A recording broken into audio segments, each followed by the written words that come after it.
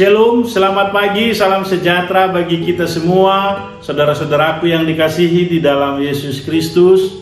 Saat ini kita akan mendengarkan renungan firman Tuhan hari Kamis tanggal 16 Oktober 2025. Sebelum kita mendengarkan firman Tuhan, mari kita bersatu di dalam doa.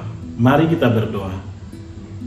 Bapa di surga, Bapa yang baik, yang kami puji, yang kami sembah melalui anak-Mu Tuhan Yesus Kristus, Tuhan dan Juru Selamat kami. Kami bersyukur di pagi hari ini kami ada sebagaimana ada karena kasih dan anugerah Tuhan. Dan kami mau memulai aktivitas kami, tapi terlebih dahulu kami rindu untuk mendengarkan firman-Mu. Karena firman-Mu adalah pelita bagi kaki kami, terang bagi jalan kami. Kami rindu untuk berjalan di dalam kebenaran firman-Mu. Berfirmanlah atas kami siap untuk mendengarkannya. Di dalam nama Tuhan Yesus Kristus, Juru Selamat kami berdoa. Amin. Bapak, Ibu, dan saudara-saudaraku, firman Tuhan di pagi hari ini tertulis dalam kitab Yeremia 3 ayat 23. Sesungguhnya bukit-bukit pengorbanan adalah tipu daya, yakni keramaian di atas bukit-bukit itu. Sesungguhnya hanya pada Tuhan Allah kita adalah keselamatan Israel. Begitulah pembacaan firman Tuhan sebagai topik renungan pada saat ini, menjaga kekudusan buah pertobatan. Tentu kita harus menjaga hati kita, iman kita untuk sungguh-sungguh fokus kepada Tuhan. Kita setia dan taat dan mendengarkan firman Tuhan siang dan malam.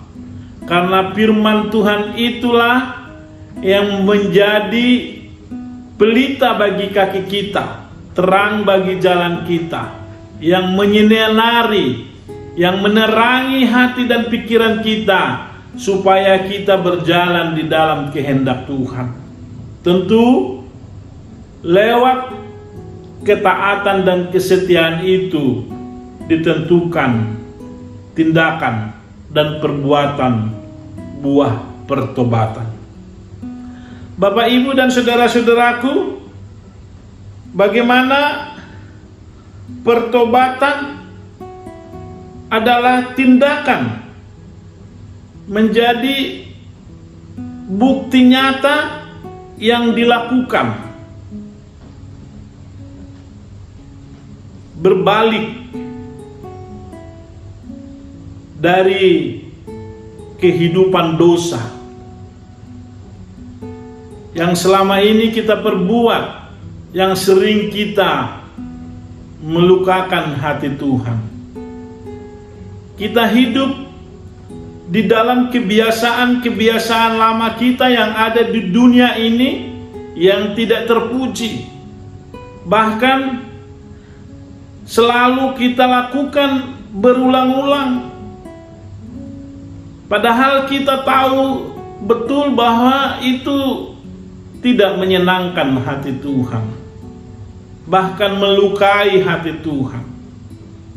Itu sebabnya pertobatan perlu ada pengorbanan atau tindakan berbalik 180 derajat untuk meninggalkan kebiasaan-kebiasaan lama dan perbuatan dosa itu yang ada di dalam kehidupan lama kita, kehidupan masa lalu, bahkan yang sering tawaran-tawaran kesenangan-kesenangan dunia ini yang hanya sementara sifatnya untuk memabukkan, menajiskan hati dan pikiran kita lewat iman kepercayaan kita. Kita hidup di dalam pertobatan tentu hidup baru, hidup yang diperbaharui, hidup yang diselamatkan oleh kasih karunia Tuhan Yesus Kristus bagi kita. Bapak, Ibu, dan saudara-saudaraku, selain itu dengan kerendahan hati dan rasa malu mengakui segala kesalahan perbuatan dosa kita, bertobat bukanlah hal yang sepele, hal-hal yang mudah dilakukan, tetapi perlu fokus, komitmen, meminta ampun kepada Tuhan. Bahwa Tuhan menginginkan setiap kita supaya kita hidup kudus, hidup di dalam pertobatan. Mengampuni atau tidak mengampuni itu adalah otoritas Tuhan. Itu yang semata-mata yang harus disadari oleh setiap makhluk ketika bertobat, meninggalkan kehidupan lama menuju kehidupan yang diperbaharui, yang diselamatkan di dalam hidup kita. Janganlah memiliki pertobatan yang hanya suam-suam kuku, hanya dalam kesombongan atau tinggi hati. Tetapi marilah kita dengan kerendahan hati yang jujur mau meninggalkan segala dosa-dosa yang kita perbuat. Dan kita harus bersyukur kepada Tuhan, menerima keselamatan yang Tuhan sudah berikan bagi kita, sehingga kita dilayakkan hidup di dalam kasih Tuhan. Setiap orang yang datang bertobat kepadanya, tentu kita memiliki bagian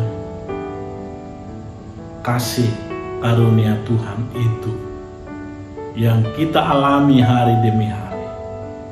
Bapak, Ibu, dan saudara-saudaraku yang dikasihi, itulah yang diajarkan oleh Nabi Yeremia kepada umat Israel, sehingga umat Israel mengakui di dalam nats firman Tuhan yang kita sudah baca, Yeremia 3 ayat 23, sesungguhnya bukit-bukit pengorbanan adalah tipu daya, yakni keramaian di atas bukit-bukit itu. Sesungguhnya hanya pada Tuhan Allah kita ada keselamatan Israel. Dunia ini sangat berperan mempengaruhi kita dalam keramaian, kesibukan, dan situasi yang membuat kita sering tidak menyadari masuk dalam perangkap iblis, tawaran-tawaran dunia ini untuk hidup berpoya-poya, hidup di dalam kemabukan, hidup di dalam kehidupan hiruk pikuk di dalam dunia ini. Terlebih di kota-kota besar, bahkan di daerah-daerah lain pun sering kita temui dan kita diperhadapkan tawaran-tawaran dunia ini yang untuk memuaskan hanya sementara, harkat dan martabat yang dipertaruhkan, bahkan iman kita. Apakah kita mau hidup di dalam kekudusan Tuhan, di dalam ketaatan dan kesetiaan? Tentu kita fokus kepada firman Tuhan, ajaran Kristus, supaya kita hidup karena Kristus adalah kudus. Dan begitu juga dalam hidup kita, di dalam kehidupan sehari-hari kita berinteraksi, berkomunikasi dengan banyak orang. Tetapi ketahuilah bahwa Tuhan Allah kita adalah yang menyelamatkan kita. Hidup kita punya arti di dalam Tuhan. Pribadi kita, jiwa kita sangat berarti di hadapan Tuhan. Sebagai anak-anak yang percaya, yang menerima kasih karunia Tuhan dan keselamatan itu. Itu sebabnya kita meninggalkan segala dosa pelanggaran kita. Kita menjaga kekudusan kita. Baik di dalam keluarga suami istri harus dibangun dengan dasar Kristus yang mengasihi satu dengan yang lain. Begitu juga keluarga, anak dan saudara dan sahabat, kita harus bangun rasa persatuan dan kesatuan, rasa kasih sejahtera di dalam hidup kita, untuk bersama-sama maju di dalam Tuhan, saling mempercayai, saling mengasihi, dan bersama-sama saling mendoakan, saling menguatkan di dalam iman kita, supaya iman kita semakin bertumbuh dan dewasa, bahkan berbuah di dalam kehidupan kita. Kita harus menjaga kekudusan hidup kita di dalam Tuhan. Lewat itu ada buah-buah roh yang kita alami, yang kita rasakan, dan bahkan itu terpancar di sekeliling kita, dimanapun kita berada, bagaimanapun kita menyampaikan kata-kata penuh dengan cinta kasih, yang memiliki hikmat, yang memiliki sukacita dan sejahtera yang dari Tuhan. Tetaplah kita menjaga hati kita, menjaga iman kita untuk terus berbuat yang baik di hadapan Tuhan. Karena kita adalah gambaran Kristus. Karena hidup kita adalah teladan dan menjadi saksi dan terang dimanapun kita berada. Selamat bekerja, melakukan aktivitas kita sepanjang hari ini. Mari kita undang Roh Kudus yang memimpin, yang menyertai kita, dan kita mau mengandalkan Tuhan dalam segala aktivitas pekerjaan kita. Biarlah nama Tuhan yang dipuji dan dimuliakan di dalam kehidupan kita, pribadi, keluarga, dan bagi kita umat Tuhan yang sudah menerima keselamatan dan kasih karunia Tuhan. di dalam hidup kita. Salam sejahtera, salam sukses buat kita semua. Amin. Mari kita berdoa. Terima kasih Bapa di surga, firman-Mu yang sudah kami dengar, bahwa hidup kami harus bertobat, meninggalkan segala dosa-dosa kami.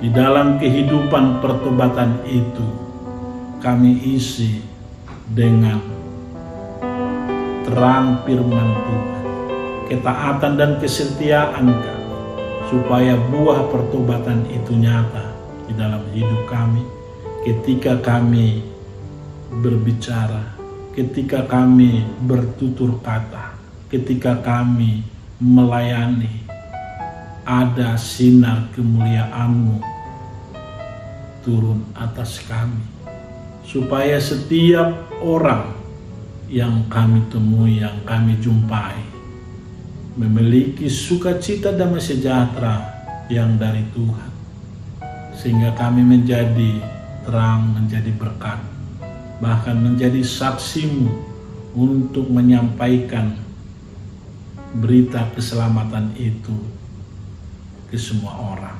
Terima kasih Bapa di surga, berkatilah segala usaha pekerjaan kami, apa saja yang kami kerjakan hari ini berhasil karena kasih pertolongan Tuhan di dalam hidup kami. Ampunilah segala dosa pelanggaran kami, supaya kami layak menerima anugerah dan kasih berkat-berkat-Mu turun atas kami. Di dalam nama Tuhan Yesus Kristus kami berdoa dan mengucap syukur. Amin. Kasih karunia dari Tuhan Yesus Kristus, cinta kasih dari Bapa di surga, persekutuan Roh Kudus menyertai kita hari ini sampai Maranatha. Amin. Tuhan memberkati. Berikut adalah tutorial agar nyaman dalam mengikuti Fun Walk. Bagi peserta keluarga agar menjaga keamanan para anak. Ketika ada petugas penilai, tunjukkan kreativitas peserta. Putar balik satu di depan gereja Katolik Saint Albertus. Wajib menyeberang di zebra cross dan ikuti arahan petugas. Tidak ada penilaian kecepatan di Fun Walk, untuk itu tetaplah jalan santai dan tidak perlu terburu-buru. Putar balik kedua ada di seberang Courts Megastore. Tetaplah tertib dan ikuti arahan petugas penyeberangan.